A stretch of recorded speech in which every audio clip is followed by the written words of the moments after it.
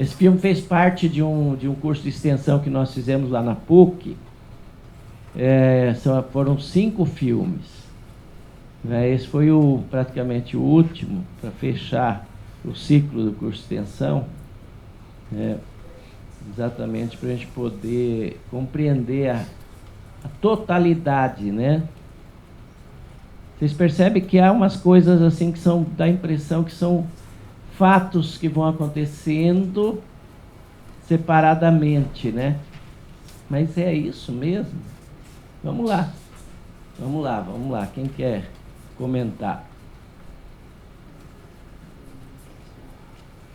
O professor é aquele que vai matar a discussão, né? Não vou matar a discussão, né? Vamos lá, quem...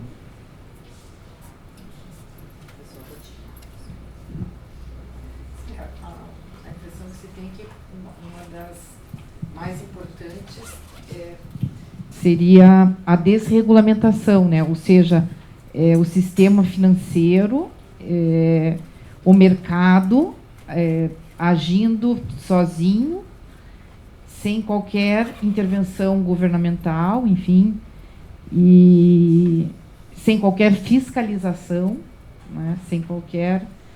Quer dizer, é o interesse privado, interesse de poucos, administrando globalmente a economia mundial. Acho que é o mais... E não é por acaso que, para eles, a desregulamentação é um princípio inabalável. Não aceito em qualquer hipótese, qualquer intervenção do Estado, do governo, na regulamentação. Isso é um princípio do capitalismo. É uma das leis máximas do capitalismo. O mercado tem que ser livre, absolutamente livre. O mercado é exatamente o espaço do desenvolvimento da riqueza capitalista. E não há como controlar isso. Controlar isso é ir contra a lógica do capitalismo.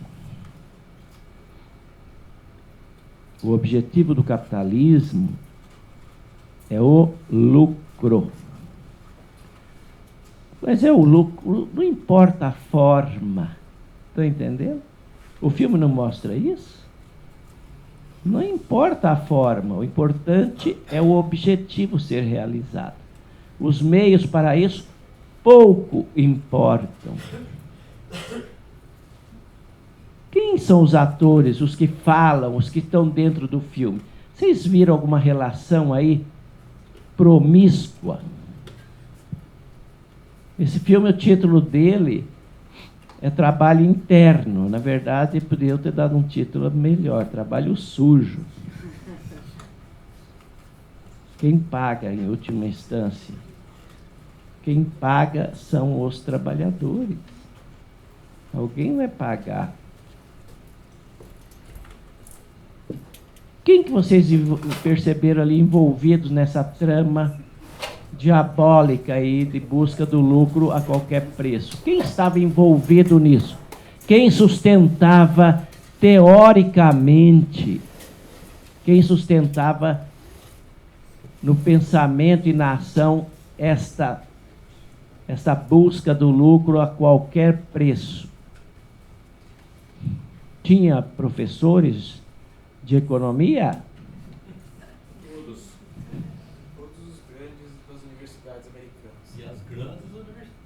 As grandes.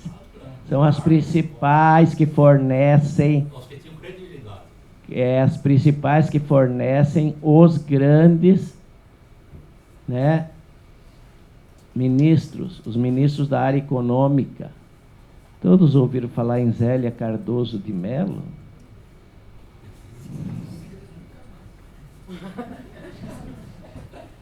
Ministra da Fazenda de Collor. de Mello, que sequestrou a poupança. Já ouviram falar nisso? Os mais jovens não, né? 90, por aí, né? Sequestrou a poupança. Na maior cara dura. E ela defendeu isso na televisão.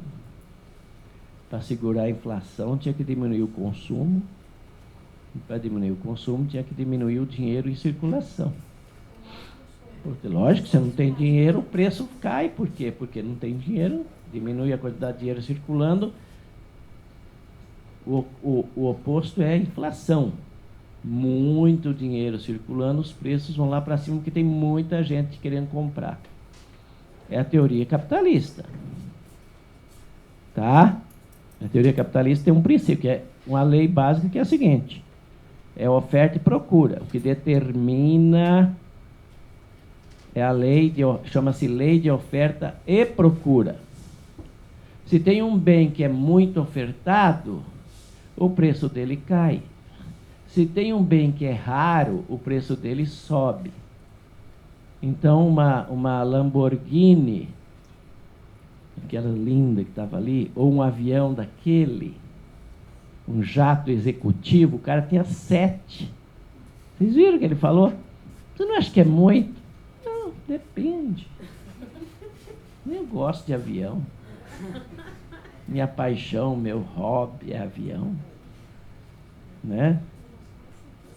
Lógico que esse avião custa lá em cima, segundo o princípio da lei de oferta e procura, que os estudantes aprendem no primeiro ano de introdução à economia. Tem que aprender isso aí. Não é isso? Uma joia rara custa muito caro. Por quê? Porque tem poucas joias raras e quem compra essas joias raras também são poucos. É da alta burguesia. Não é? Então, uma joia dessa custa muito caro. Uma roupa de grife custa muito caro. Um vinho de qualidade não é para todos. Vocês vão em São Paulo, nos grandes restaurantes como Fasano. Deu uma reportagem sobre o ano passado. Estavam lá os políticos de Brasília jantando e tomaram vinho de uma marca francesa, R$3.000 a garrafa. Sim. Para eles aquilo não é nada. Tem vinho muito mais caro do que isso. Né? Tem vinho mais caro. Não é o sangue de boi. Não é o Campo Largo. É claro. Esses vinhos são feitos em pequena quantidade. E como são poucos os ricos, 1%, né? Então eles pagam caro. Então, como é que vocês viram essa promiscuidade? Quem mais entra nessa promiscuidade aí? Para que a coisa dê certo para o lado deles. E quando não dá certo, qual é a solução? Governo. A viúva. Tá aí. Viu lá, né? Esse filme ele é fantástico porque ele mostra, mata a cobra e mostra o pau, como diz o povo, né? Ditado popular. Ele desnuda a falência de certas instituições como a Universidade de Colômbia, Harvard, MIT,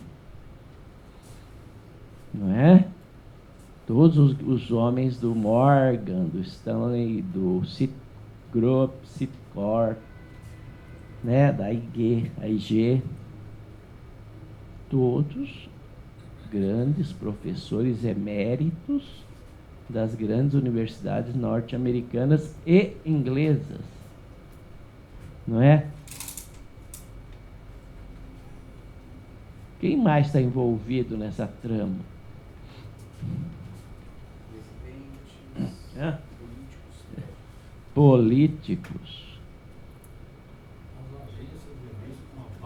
Agências de risco, elas é que avaliam as economias.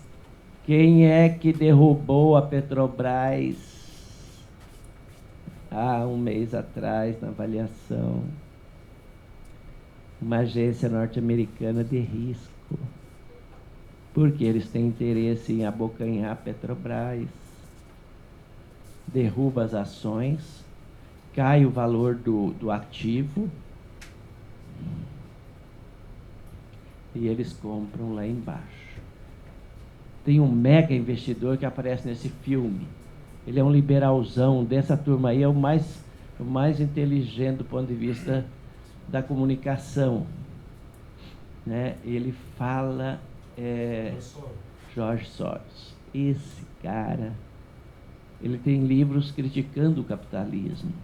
Ele critica, mas ele é o maior investidor dos grandes capitais internacionais.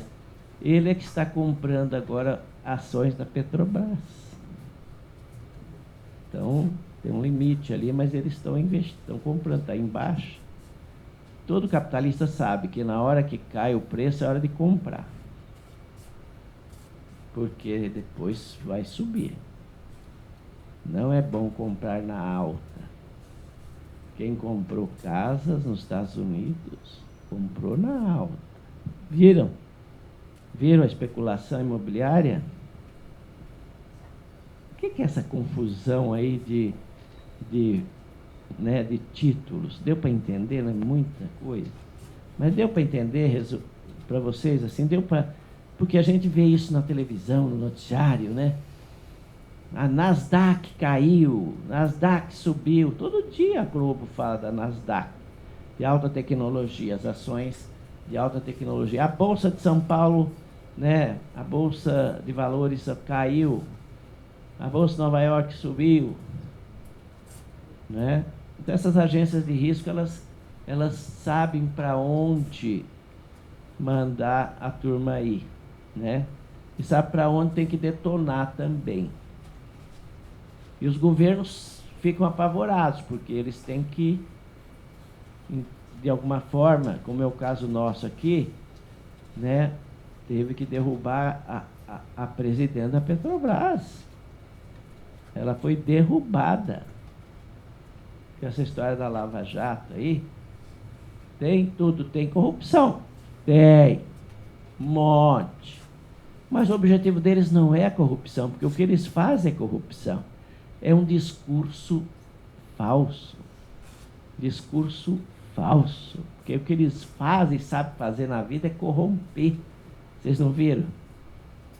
São esses que estão na televisão metendo a boca na corrupção da Petrobras. Não é? Não é isso que a gente vê? Fernando Henrique Cardoso, que é um grande representante do capital internacional. Aloysio Nunes Ferreira, que é um senador por São Paulo. Zé Serra, Aécio, que é de uma família tradicional. Essa gente toda mete a boca na corrupção. Mas o que eles mais sabem fazer é corrupção. Não é? Não é isso? Então a gente não tem que se impressionar com esse discurso deles contra a corrupção. O povo entra nisso. Porque não consegue separar, não consegue entender isso aí. Né? Se pudesse o povo ver esses filmes mais simples de entendimento, ia começar a clarear a cabeça. Né? Não tem essa lógica. Né? O discurso contra a corrupção é um discurso falso. Falso. Porque para eles faz parte do negócio a corrupção. A corrupção é o seguinte: eu tenho que repartir um pouco da coisa. Porque se eu não fizer isso, eu não vou ganhar. Então eu tenho que dar dinheiro para a campanha. Caixa 2. Essas empresas, empreiteiras todas que foi pego no Lava Jato. É verdade? É verdade. É verdade. Muita grana foi para os partidos. E, né? Foi. E pegaram. Cometeram erros, os partidos principalmente mais comprometidos com o povo na sua história, cometeu erros, sim. Não dá para a gente passar a mão na cabeça. Né? Não dá para passar a mão na cabeça. Agora, quem aproveitou dos erros? Foram essa gente aí, ó. Essa gente aí que aproveita os erros. E fica martelando direto. Vocês viram os noticiários de televisão nos Estados Unidos? Né? O que é aquilo? Né? New York Times, BBC, né? Outros que aparecem comentaristas, entenderam? Sempre buscando uma possibilidade de resolver a coisa. Não, já tá, não é tão grave, não é tão grave, né? Não é tão grave. Ora, como não é tão grave? Né? Então, os meios de comunicação também estão na mão deles? Sim, é deles. Os meios são deles. Os grandes jornais, grandes televisões, grandes redes de rádio, né? É deles. E os políticos, são deles ou não são deles? Né? Sim.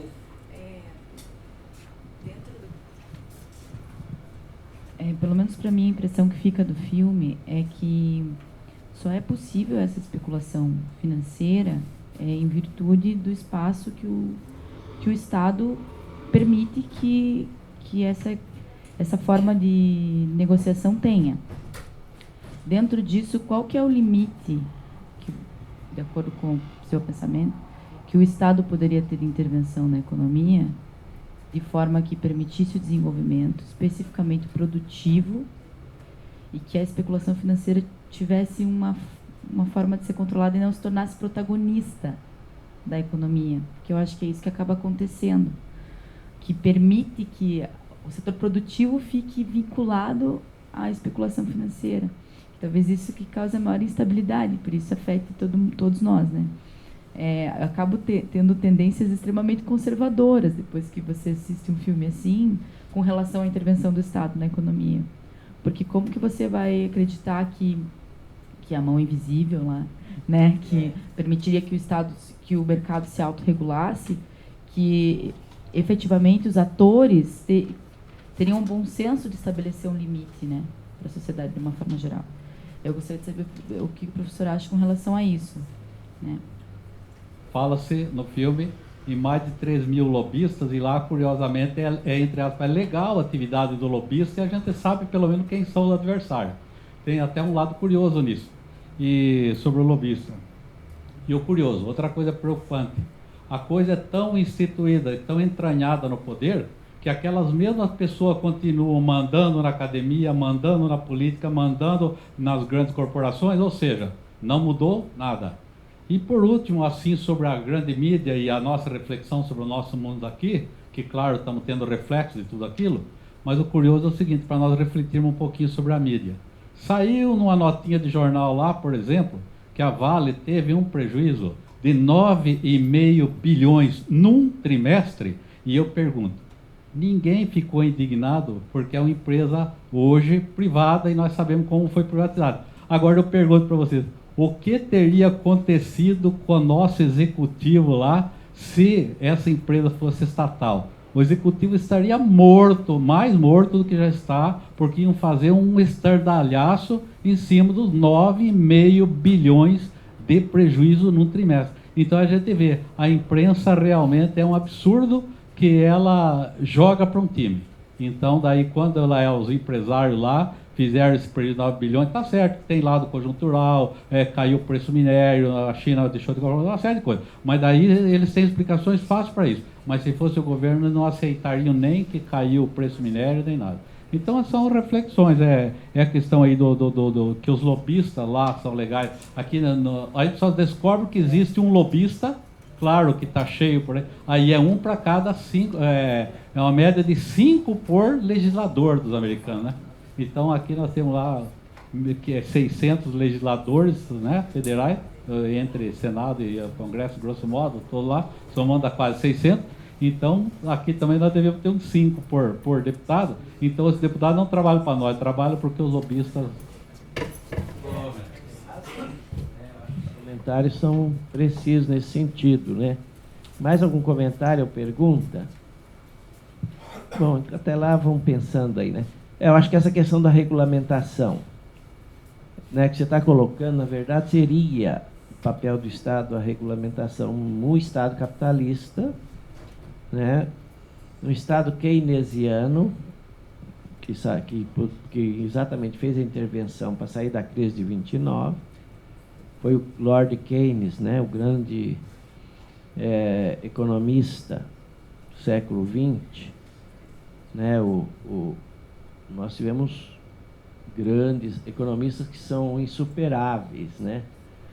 No século XIX, você lembrou aí da mão invisível, Adam Smith, né? Que é o pai do liberalismo, essa teoria de que o Estado não pode intervir, tá? Não pode ter nenhuma forma da mão invisível de qualquer instituição fazer intervenção no mercado. Isso é do Smith, o capitalismo clássico, o liberalismo clássico. Depois vem o Marx,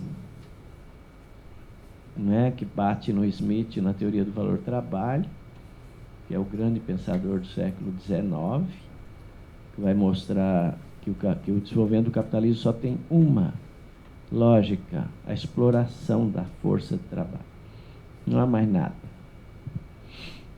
A riqueza só é gerada pelo trabalho, dizia o Smith. Só que o Smith parou aí. O Marx falou, tá bom, e quem fica com o fruto do trabalho? Vamos estudar. Ele então desmistificou essa coisa. Chamou de mais-valia. Mais valor que o trabalhador cria. Porque ele é pago para trabalhar 12 horas, como era na Revolução Industrial Inglesa, 16 horas, chegou a 18, dormia no pé da máquina, né? Tá? Crianças trabalhando na indústria tecelar, separando fios para as máquinas tecer, né? Por quê? Porque a tecnologia era muito incipiente. E o que se gastava mais era em gasto com força de trabalho. Então você precisava usar o máximo, esgotar até o fim se pudesse explorar 24 horas, exploraria, mas aí mataria a galinha de ovos de ouro. Então ela precisa de um pouco de descanso, precisa dormir, precisa, entendeu? Não pode trabalhar com sono, pode ter muito mais acidente. Então Marx mostrou o seguinte, o cara vai lá para trabalhar 12 horas, na primeira hora ele já pagou o seu dia. Nas outras 11 horas, 15, 14, hoje são 8 horas, uma de descanso, as outras 7 horas ele está produzindo valor de graça. De graça, ele chama mais-valia. Mais-valia. Está entendendo?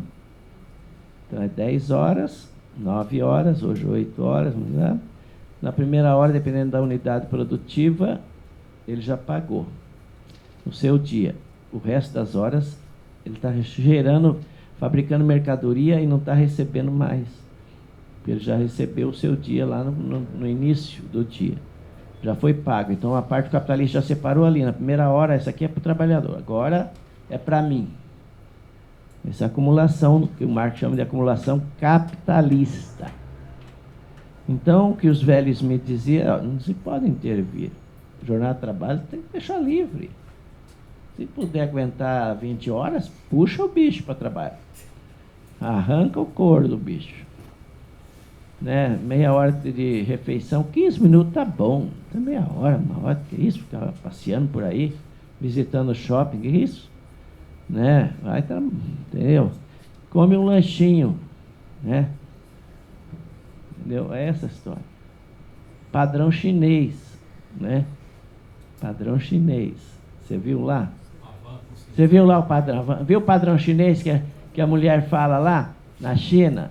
$70 por mês. Vocês ouviram? Lembra? Para lá? $70 por mês é o salário do chinês na fábrica, na indústria. R$ 210 no dólar de hoje, mais ou menos. 230, né? Por mês. Tá? E agora, desregulamentação geral, aqui também. A 4330. O que é a 4330? Isso é regulamentar, é o Estado que faz, né? Então, é papel dele, mas ele está regulamentando para quem? Está desregulamentando, na verdade, porque ele está quebrando a CLT, não está? Vocês são da área, melhor que eu, né? Posso falar bobagem aqui que não é minha área. Ele está quebrando, né, as conquistas da época do Getúlio dos anos 30, né? Não é isso? Por que isso? Terceiriza. O Beto já falou, olha, não vou dar esse reajuste que os professores querem, 8,17, não. Mandou uma lei para a Assembleia ontem que é 5% em 2 vezes. E ele vai contratar professores sem concurso para substituir os grevistas.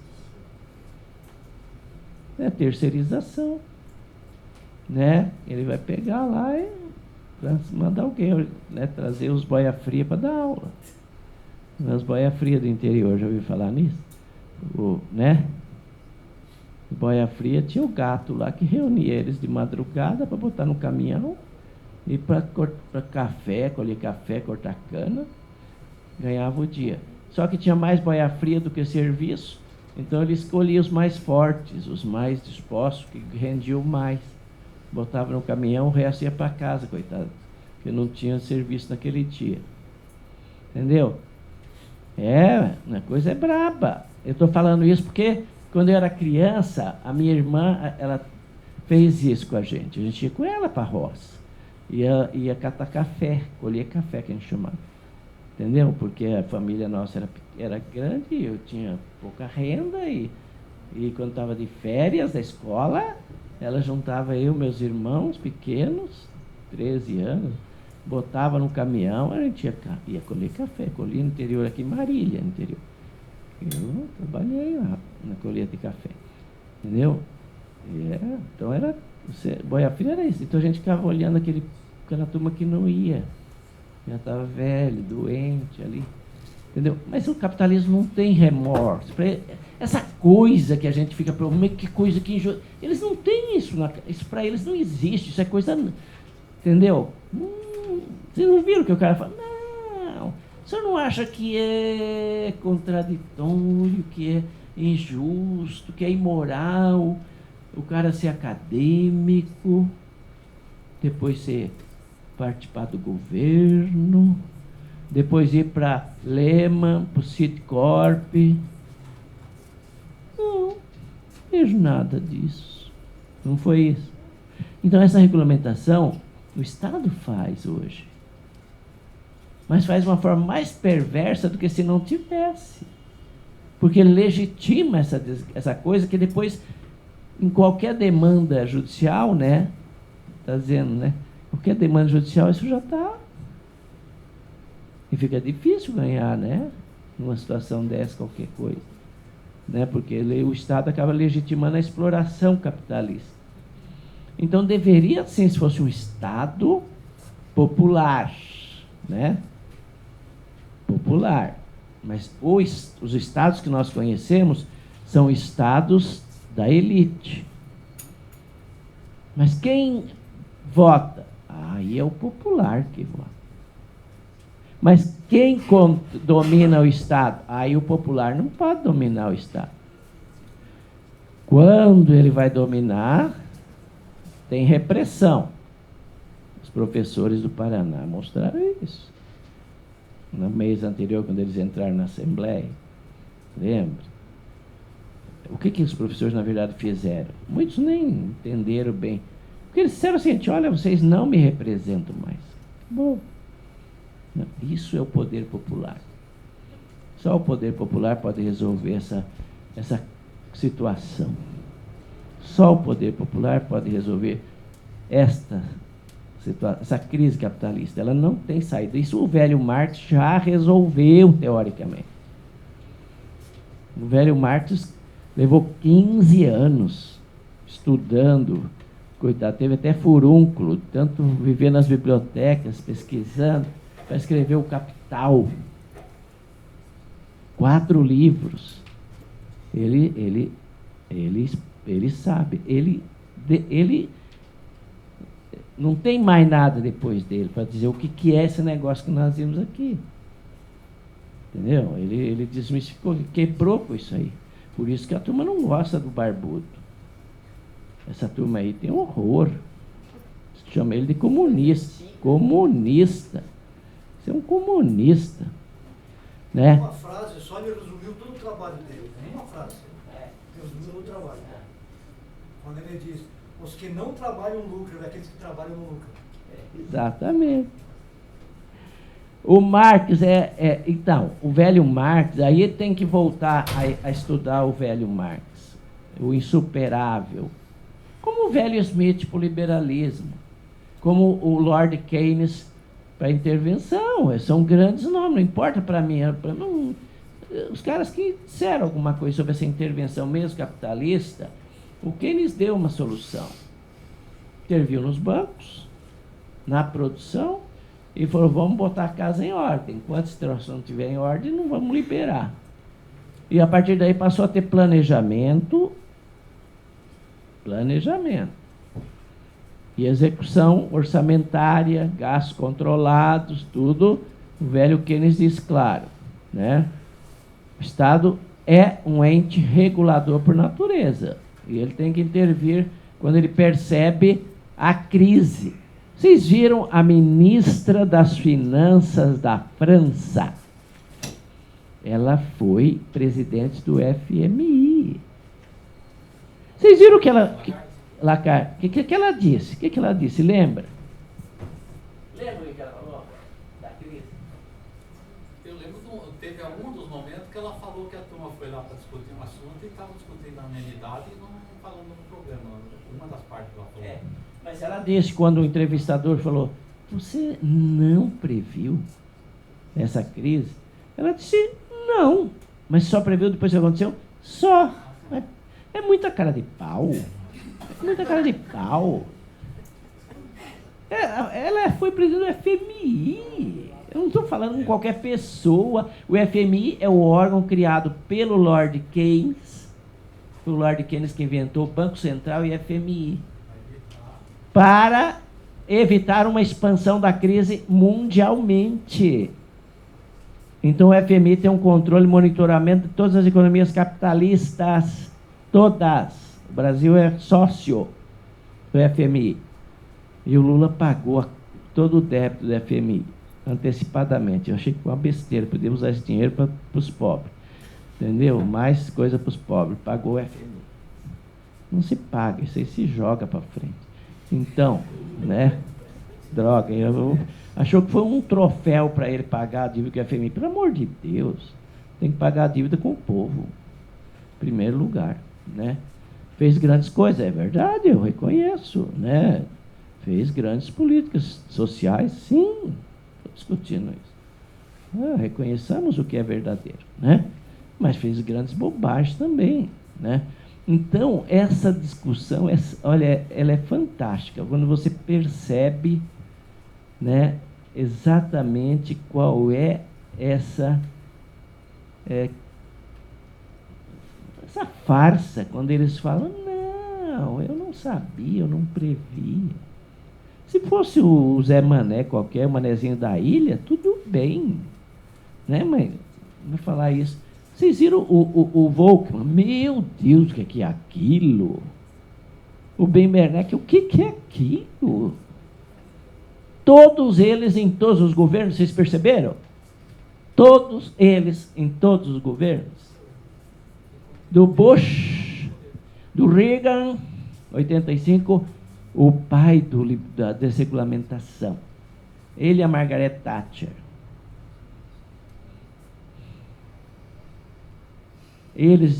A Margaret Thatcher experimentou, antes de aplicar na Inglaterra, ela experimentou no Chile. O Chile foi o laboratório da Inglaterra, do neoliberalismo que se chama. desregulamentação, com o Pinochet. Tanto é que o Pinochet, agradecido a ela, foi visitá-la. Vocês vão me dizer que não lembram disso, né? Por favor. E ele foi preso na Inglaterra por crimes de tortura. Sim, vocês não viram na televisão? Eu vi. Eu não sou novo, mas não faz tanto tempo. Foi preso. Demorou, deu uma confusão, porque ele torturou, matou milhares. Tá? Até lá no deserto, eu tive a oportunidade de ir no deserto de Atacama, conhecer. Lá no deserto tinha uma prisão. Mandava os caras do lado presos no Chile para o deserto, numa prisão, gente, no deserto de Atacama. Sabe o que é aquilo? De 0 grau para baixo e 0 grau para cima de dia, 0 grau para baixo de noite, de madrugada. Foi. E onde que os Estados Unidos experimentaram essa desgraça? Vocês viram no filme, no começo do filme? Que país que eles foram testar essa teoria dos acadêmicos? Islândia. Eles fazem testes antes de aplicar neles lá, mas fazem na gente aqui, né? Nos países pobres. A Islândia não era pobre. 320 mil, 13 bilhões de orçamento, né, de PIB, 120 bilhões de dívida. Quebrou a Islândia. E os acadêmicos que produziram os papers? Vocês viram? Ganharam milhões para dizer que foi um sucesso absoluto, não foi? O de Colômbia e o de Harvard, lembra aqueles 2 relatórios? Para o governo, contratado pelo governo a peso de ouro, para fazer um relatório positivo. Acadêmico faz o que se encomenda, quando ele não tem nenhum tipo de responsabilidade. Faz o que encomenda, desde que pague o preço que ele quer, ele faz o que se encomenda para ele. Então, o que é a academia? Ela, em grande... Na verdade, a academia não produz para o povo. Ela, em certas áreas, sim. Nós vamos dizer, na medicina, sim.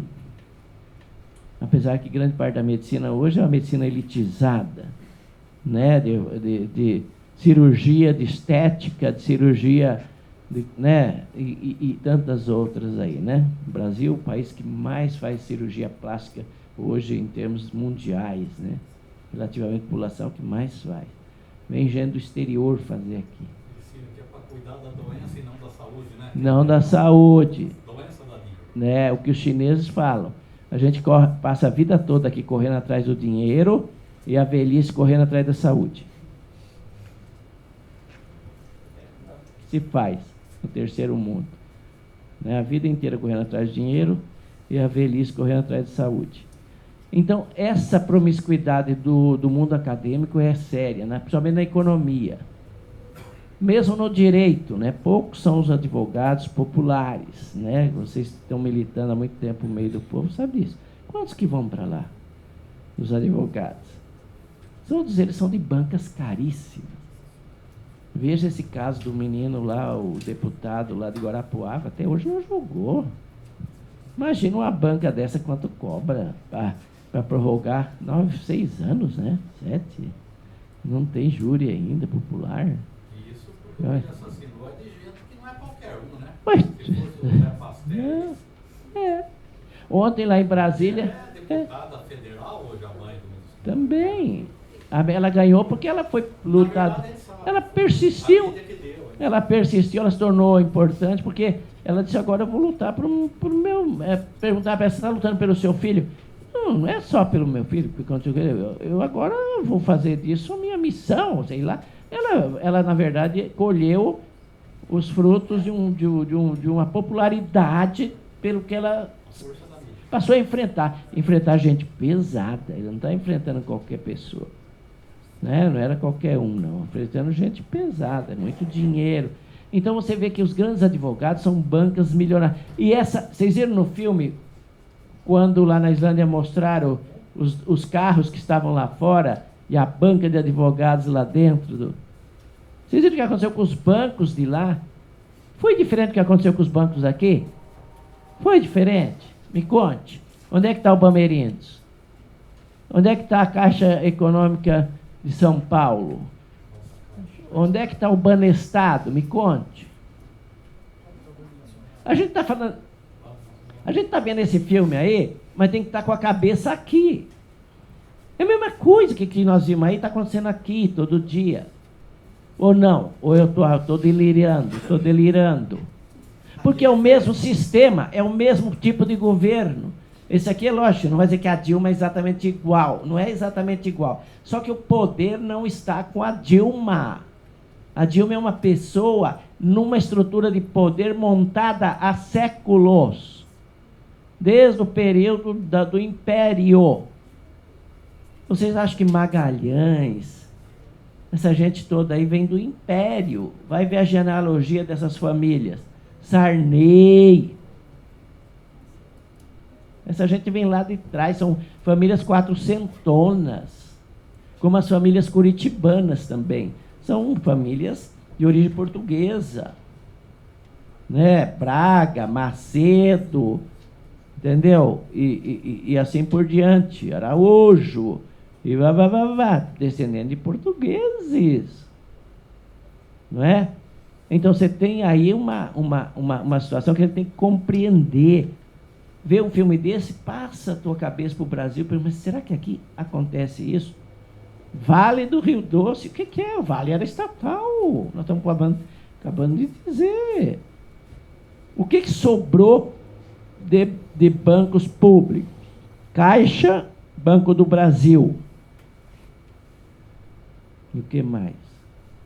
Não se sabe o que vai acontecer, né? Porque há projetos. A Dilma já tinha anunciado abrir o capital da Caixa. A reação foi tão forte, a pesquisa de opinião que ela deve ter colhido falou, opa, não dá. O Banco do Brasil também estão forçando a ampliar, porque são de economias mistas, tá claro? Sim, não são estatais. Tanto o Banco do Brasil quanto o Caixa operam no sistema bancário comercial, taxa de juros de qualquer banco. Tá? Não é coisa que favorece. Tem algumas políticas, sim, que, né, Minha Casa Minha Vida, que a Caixa financia, mas o grosso do dinheiro da Caixa é dinheiro de grandes investidores. O grosso do dinheiro do Banco do Brasil é desses mega investidores, não é verdade? Então, o que sobrou no Brasil?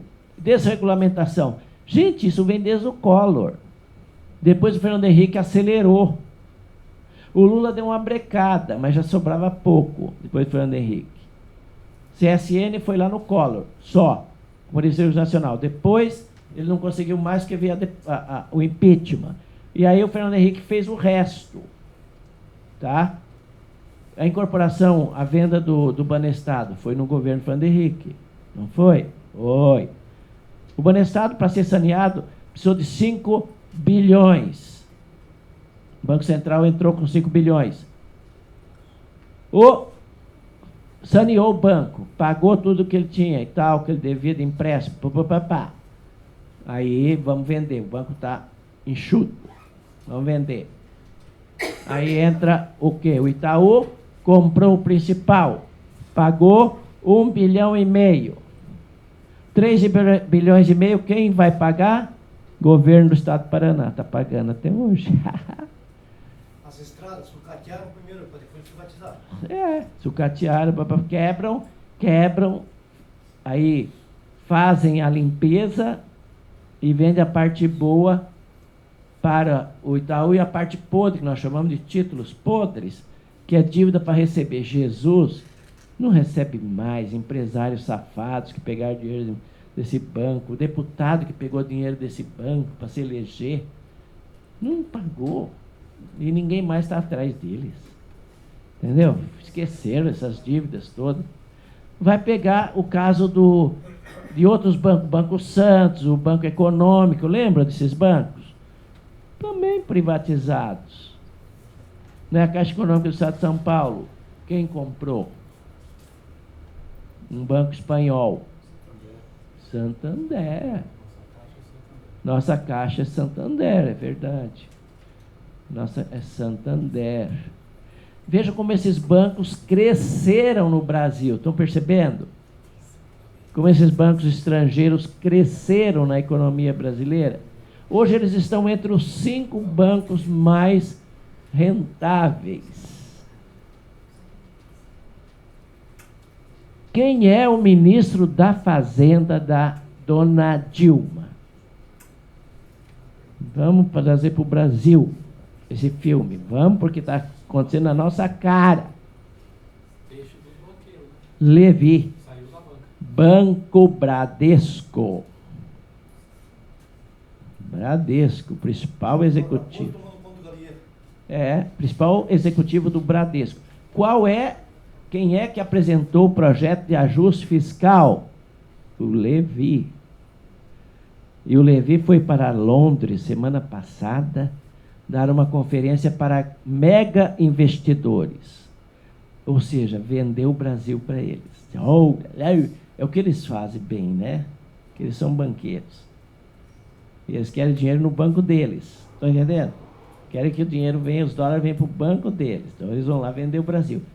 Sabe o que ele declarou, e até hoje a presidente não respondeu, que eu achei um absurdo?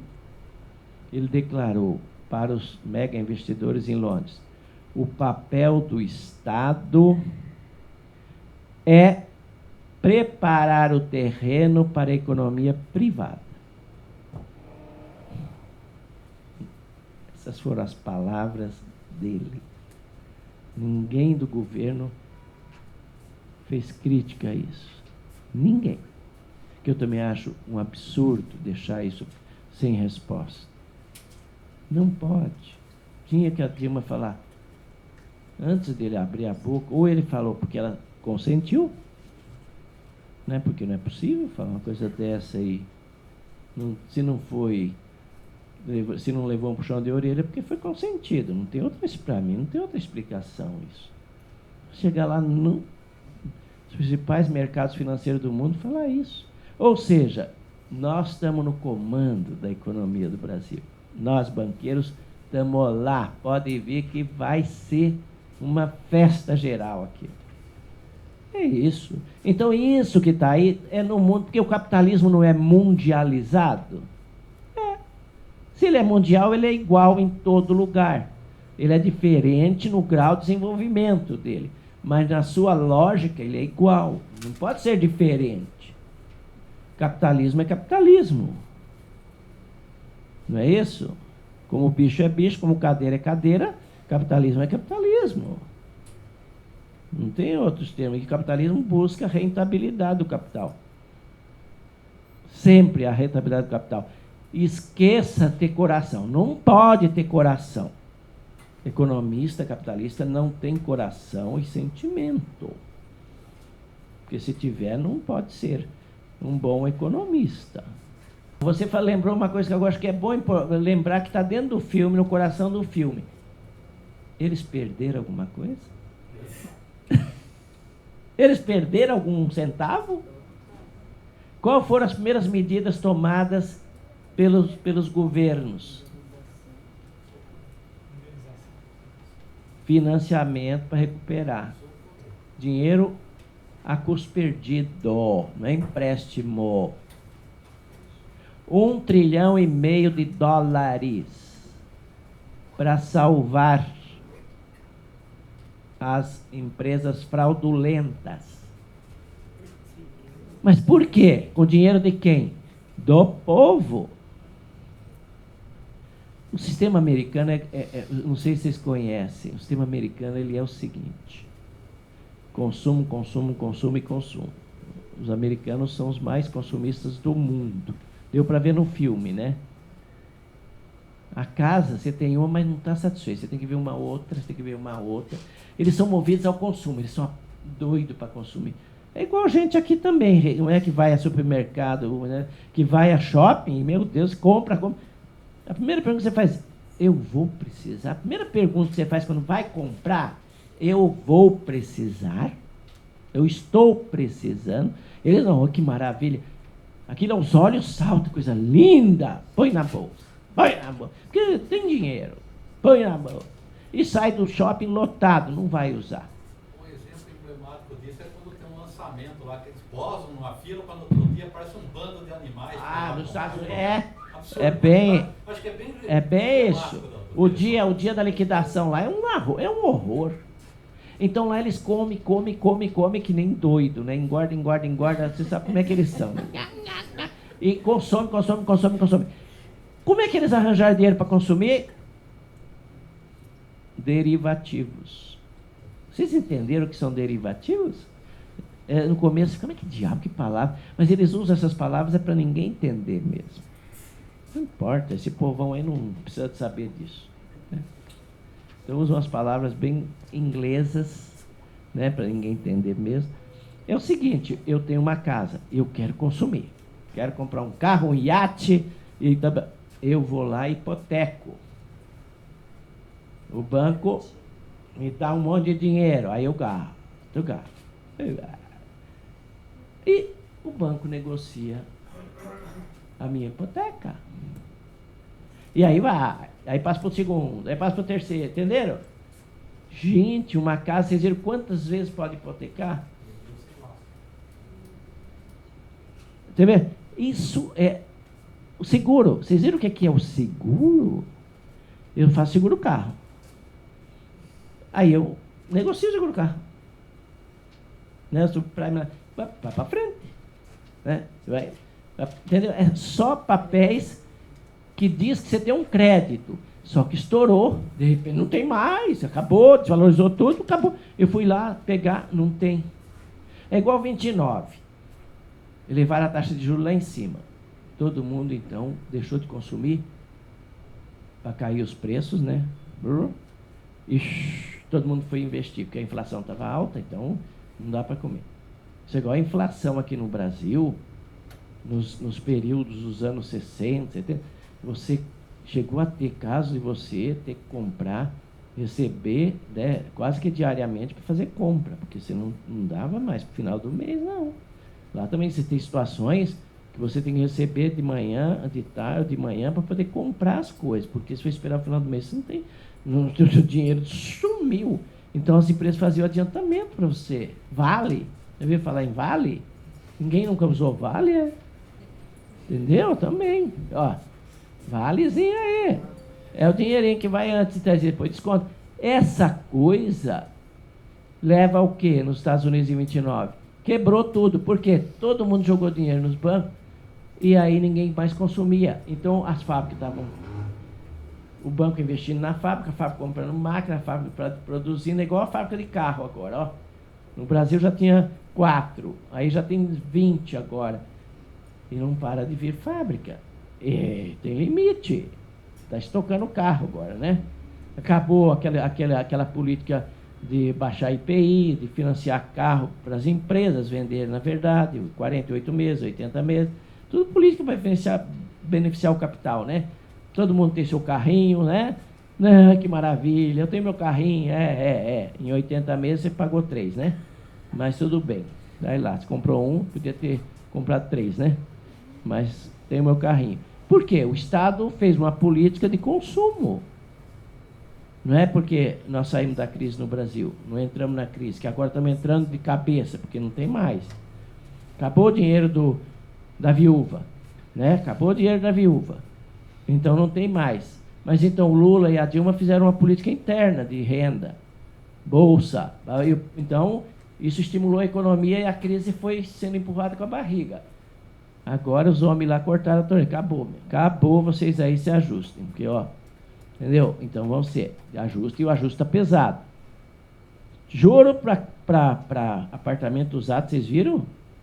Nós estávamos comentando, né, na hora do almoço.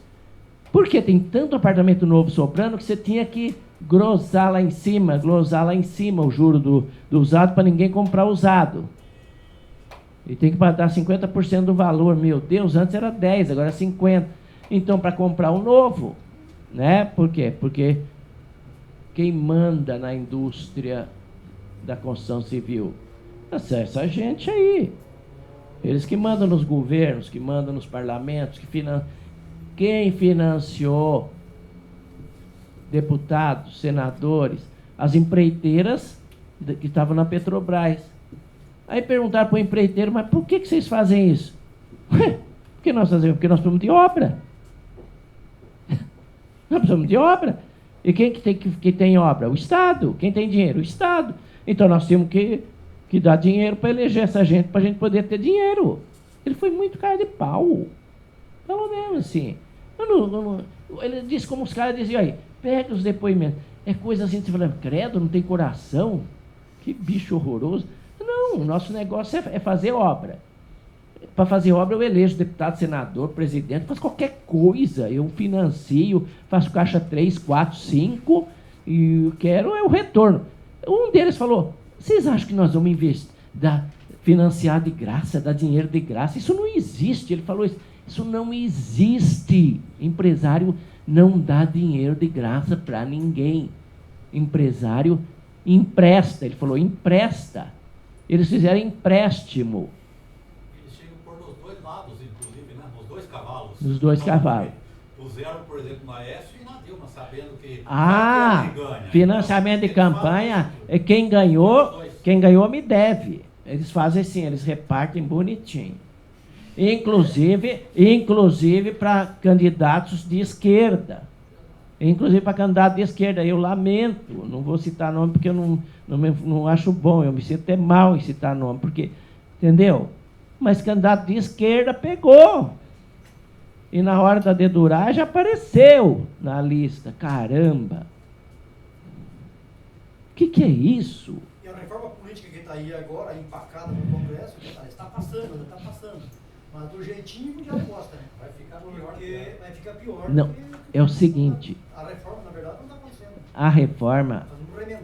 Você está falando a verdade. A reforma não interessa. Eles não vão fazer uma reforma para prejudicá-los. Não são bobinhos. Não são crianças infantis. Entendeu? Esse parlamento não vai fazer reforma política jamais para prejudicá-los. Reeleição? Opa, isso veio para ficar, está ótimo. Não é o Derosso não ficou 14 anos na Câmara e não desviou tudo, aqueles 7 milhões? Não é isso? Botou a nova mulher dele, que é a dona de uma agência, né, e fez lá, ninguém sabe o que aconteceu, a confusão geral, e pegou o dinheiro e passou tudo para ela. E ela tinha um cargo na Câmara, pediu exoneração para abrir a agência, tudo combinado. Não é? É raro, mas pegou, né? É até bom. Essas coisas também que estão acontecendo não devem nos assustar, porque... Por quê? Porque é assim que o sistema funciona, gente. Vamos deixar de ser ingênuos. Né? A Madre Angélica eu admiro, mas não podemos pensar só como Teresa de Calcutá, entendeu? É bom o trabalho que se faz, trabalho social, mas não sejamos ingênuos. Eu não me assusto mais com nada disso. Faz algum tempo. Entendeu? Que isso faz parte do sistema. O sistema é isso. Ele é corrupto por natureza, corruptível por natureza. E a gente acha, eu não sou. Mas como é que eu peguei o financiamento de campanha? Porque eu também fui atingido pelo vírus da coisa. O Frei Beto, do qual eu admiro muito, saiu do governo. Escreveu um livro chamado Mosca Azul. Leiam esse livrinho dele, é pequenininho. Mosca Azul. Sabe o que é mosca azul, né? Quando o poder entra no sangue da pessoa, ela fica... Entendeu? Quando o poder, o orgulho, a soberba, a coisa toda, né? O cara fica né? Mosca Azul. Ele disse, o Frei Beto disse uma coisa para mim definitiva. Ele disse assim, o poder não corrompe. Porque a gente está acostumado a falar, poder corrompe. Não corrompe. O poder revela. Porque quem é corruptível já é corruptível, só falta oportunidade. dê oportunidade. É isso que vai dizer se é corruptível ou não. E não há corruptível sem corruptor. Não há corruptor sem corruptível. Vamos parar com esse... É um discurso moralista falso. Falso. Muito falso. Né? A gente ataca. Mas se o cara do empresário deu dinheiro, o outro aceitou, uai. Não vou poder criticar o empresário, uai. Eu aceitei. Foi bom eu ser deputado? Ótimo. Já tem um outro nível, já tem um carro especial, já tem uma vida diferente, já saí desse extrato do sofrimento do dia a dia, ter que... Entendeu? Lógico que é um poder necessário, que nós temos excelentes deputados, vamos resgatar, né? Nós vimos aí na luta dos professores, temos visto nacionalmente grandes deputados, são poucos, mas não são corruptíveis, né? Nós conhecemos vários, né? Nós temos um Chico Alencar, por exemplo, que é um nome, né? Temos aqui na Assembleia, né? Vários aí também. Quer dizer, então, são deputados que estão do lado que eles sabem qual é. Que não adianta ver. E outra, empresário cheira longe. Ele sabe quando o cara é corruptível, quando não é. Tá bom? Eles sabem, né? Sabe muito bem com quem eles devem falar sobre certas coisas, né? Se quiserem comprar o cara, porque senão eles levam a porrada, né? Uma curiosidade, né, professor? Aquela coisa que a gente vê, como que as coisas são. 2 anos morando em Curitiba, fui, uma vez eu discuti a causa do índio na Assembleia Legislativa. Tinha um deputado lá presente na discussão da causa do índio, que é uma causa de todos nós, de cidadania. Tá, um deputado na Assembleia. Depois nós fomos lá discutir a questão do meio ambiente, da água, do código florestal, etc, que é uma causa também de todos nós que bebemos água, só dos que bebem água. Tinha um deputado lá na discussão. Então a gente nota que casa do povo é aquilo. Então é isso aí. Olha, você falou uma coisa que é isso, audiência pública, né? Dá uma olhada na lista dos vereadores, por exemplo, deputado em audiência pública. É uma vergonha. Nós tivemos uma CPI do transporte aí da Câmara, que começou em abril, sei lá, foi até novembro. A gente vivia lá, direto na Câmara, porque nós interessava um relatório positivo como saiu, muito bom, né? Denunciando as empresas, as tarifas, todas as falcatruas que tem aí no sistema e tal. Mas tinha 3, 4 ali, entendeu? Quer dizer, Casa do povo. Casa do povo. Então tem essas coisas, entendeu? Eu queria citar para vocês alguns outros filmes que eu acho que vocês... Tudo isso está no YouTube, gente. Só chegar em casa, quem tem computador... Quem é que hoje não tem acesso à internet? Esse é trabalho interno, o nome desse? É Inside Job. Hã? Inside Job. Tá. Né? Inside Job. E tem outro que se chama O Dia Antes do Fim. O Dia Antes do Fim. Tá? Tem outro que se chama Grande Demais para Quebrar. É muito bom. Grande Demais para Quebrar. Um outro que se chama Wall Street. O Dinheiro Nunca Dorme. Isso é fantástico o título. O dinheiro não dorme nunca. Porque o dinheiro está se reproduzindo em qualquer lugar. O que nós vimos nesse filme é o dinheiro reproduzindo de forma fictícia. Quer dizer, não está reproduzindo na produção de bens. Ele está reproduzindo na especulação de títulos. E quando fecha de noite a bolsa no lugar, para dar uma... Não, então, e quando inventaram essa coisa da comunicação global com computador, gente, aí sim, porque hoje ele sabe como investir, aonde investir, e sai, em minutos você faz aplicações aqui, aplicações lá, é uma loucura. Salvou o capitalismo financeiro, nossa, para ele ter um controle mundial, foi fantástico o que fizeram. Não é à toa que vocês viram que a indústria de informática nos Estados Unidos explodiu no mundo inteiro. Quem é que não tem? Gente, o que é isso de celular? Eu já não aguento mais. Não aguento mais ver propaganda de celular. E tem gente que todo mês troca o celular, porque saiu um novo. Meu Deus do céu. Precisa ter 300 tipos de celular, credo. Precisa ter 30, 40 tipos de carro, para quê? Mas para o capitalismo sim, porque ele se movimenta com mercadoria, ou com títulos. Esse boom é falso, porque ele não gera riqueza. Vocês estão entendendo? Você está multiplicando dinheiro com dinheiro público.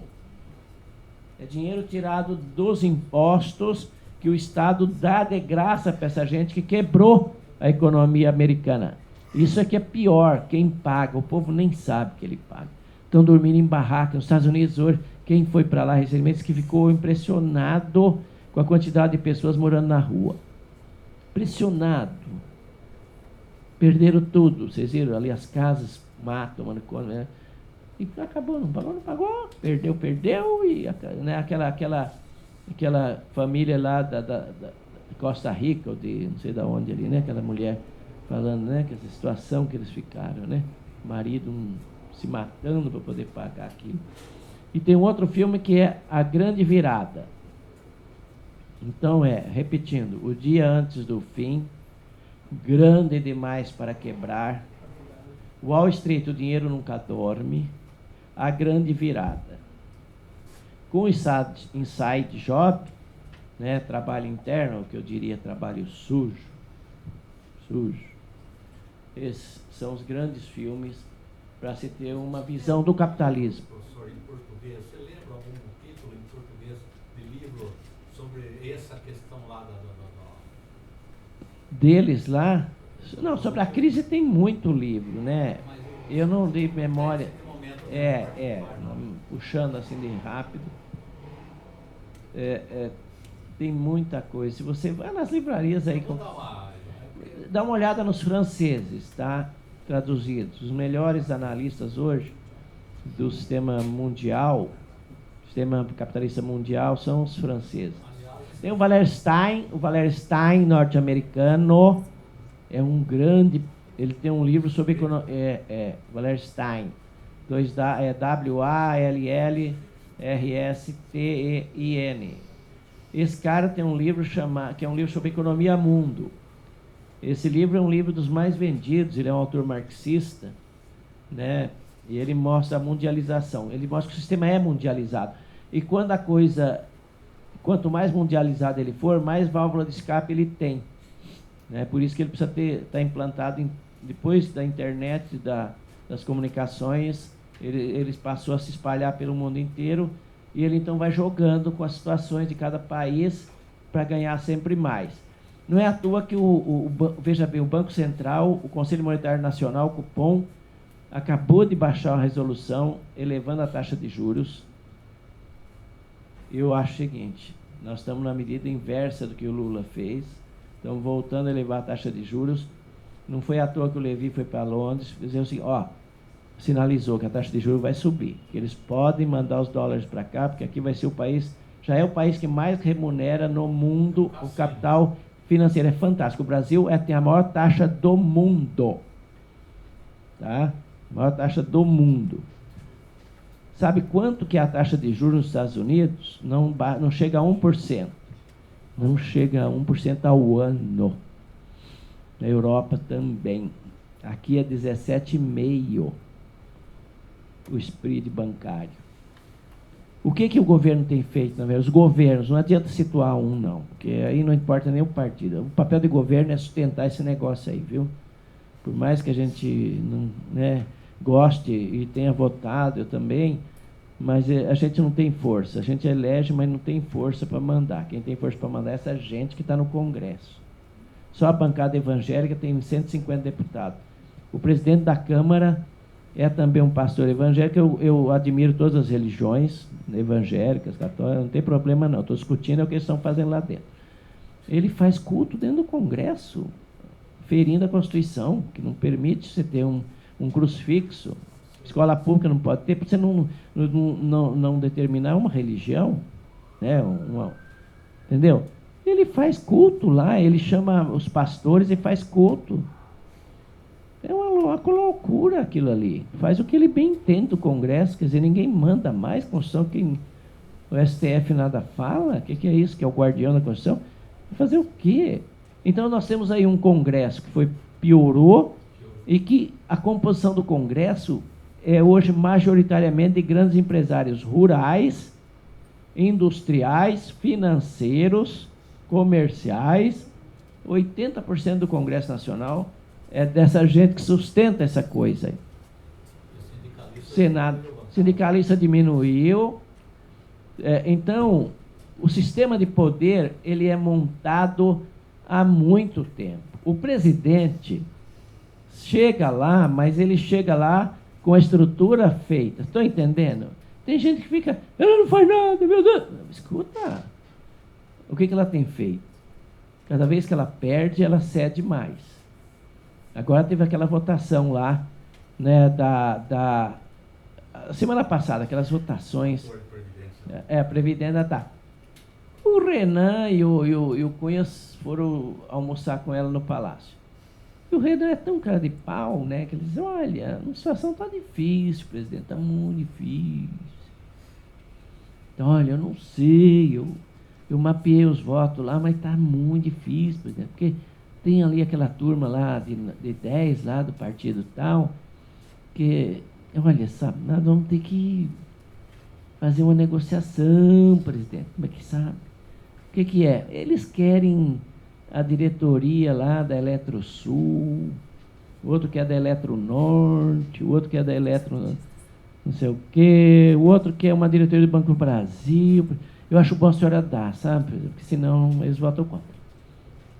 Virou uma toma lá da cá. Mas não virou, sempre foi. Eu também não me assusto mais. Eu só me assusto com o disco voador, porque eu nunca vi. Nunca vi, eu acho que eu vou me assustar a hora que baixar um perto de mim. Entendeu? Mas é isso. Eu acho que nós que... mas nossa, tem saída sim. Tem saída sim. A saída é o seguinte, poder no povo. Pode demorar 300 anos, sei lá. Mas vai ter que esse povo ter poder. Que assim, eu votei, agora tu vai fazer o que eu quero, senão eu ocupo esse negócio aí. Como os professores fizeram. Tira essa droga da pauta.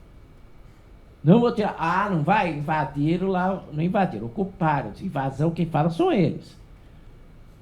Como disse aquele grande jurista que esteve aqui no julgamento do dia 29. Nossa, o cara é bom. Juiz do Trabalho de São Paulo. O cara é famoso. E é professor da USP, Direito. Ele falou, escuta, qual foi o interdito probatório que deram aí? Interdito probatório que chama? Proibitório. Probatório. Probatório é de funcionário público. Então, proibitório. Para proteger o patrimônio, trouxeram soldados do Paraná inteiro, acabaram o policiamento na capital, né? Todo mundo foi para a Assembleia, 1.600 soldados, mais 300 acatonados dentro do palácio, 2.000 policiais, né? Uma tropa de choque violenta, entendeu? Por quê? Não, tá louco, vocês ocuparem de novo. Nós não vamos votar. E aí o advogado diz, esse jurista, juiz, de quem é aquela propriedade? Interdito para proteger a propriedade. De quem é a Assembleia Legislativa? Nossa, acabou, né? Acabou. É do povo. Quem construiu aquilo? Quem fez aquilo? Quem deu dinheiro para aquilo? Quem trabalhou, produziu e o Estado recolheu impostos? Foi o povo. E a propriedade é de quem? Não é do governador do Estado, ela é do povo. Como é que você pode pegar um interdito proibitório contra o dono da propriedade? Falou bem assim. Aí todo mundo gritou, fora a rixa. Aí foi um auê, tinha 1.200 pessoas na reitoria. Alguém estava lá daqui? Fantástico. E aí veio aquele velhinho, Bandeira de Melo. Está com 70 e tantos anos. E aí vai ver o judiciário. Olha, judiciário, vou dizer uma coisa. Essa PEC da bengala é o fim do mundo. Só para a Dilma não nomear mais 5, né? Mais 5 que ela tinha direito. O Renanzinho, a turma, fez a PEC da bengala. Para deixar para o próximo presidente. Daqui a pouco, tá? Sacanagem. Sacanagem. Nunca fizeram isso. Aí o velhinho falou assim, acho um absurdo essa PEC. Por quê? Eu já estou com mais de 75, eu já não sei mais julgar coisa atual, moderna.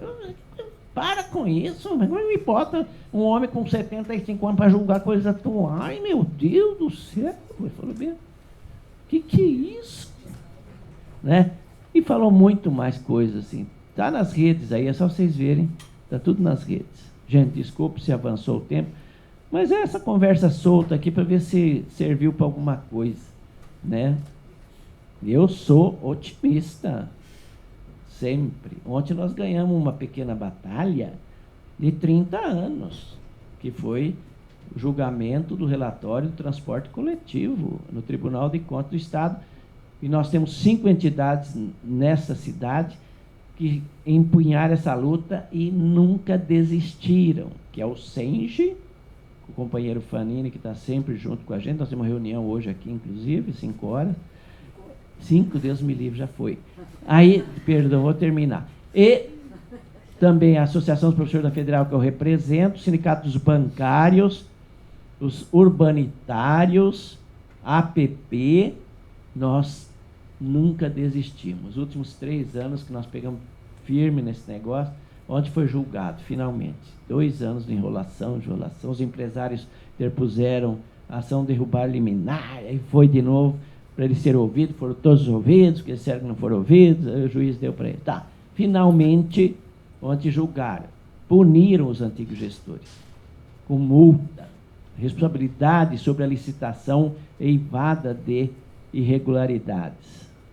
Uma tarifa exorbitante, onde eles cobram o imposto de renda dos empresários, quem paga é quem usa ônibus.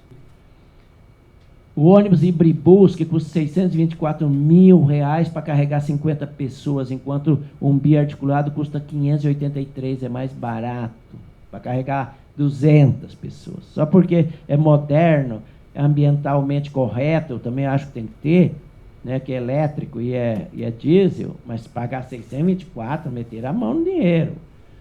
E assim vai, né? Então eles mandaram cortar 4 itens da planilha e reduzir a planilha conforme nós estávamos discutindo, que estava no relatório.